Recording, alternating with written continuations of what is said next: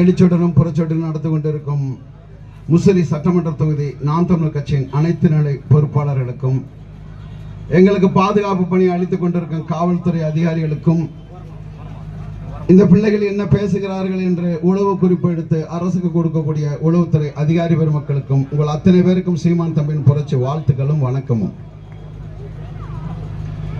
5 ஆண்டுகளுக்கு ஒரு முறை தேர்தல் வருகிறது. நாம் அவர்களுக்கு வாக்களிக்கிறோம்.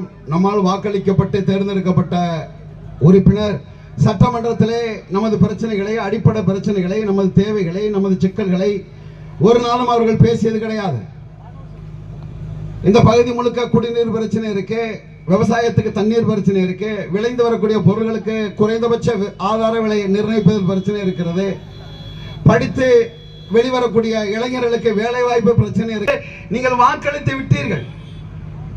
அந்த பெருமக்கள் உங்களுக்கு அவர்கள் செய்தது என்ன? பிரைமரி ஹெல்த் சென்டர் என்ற ஆரம்ப சுகாதார நிலையம் இந்த பகுதியில் சரியா இருக்கிறதா? ஒரு அவசர தேவை, நான் மருத்துவம் பார்க்க வேண்டும், மருத்துவமனைக்கு சென்றால் அவர்களே சொல்லுகிறார்கள், அரசு மருத்துவரே சொல்லுகிறார்கள், உடனே நீங்கள் திருச்சிக்கு செல்லுங்கள், இல்லையா கரூருக்கு செல்லுங்கள் என்கிறார்.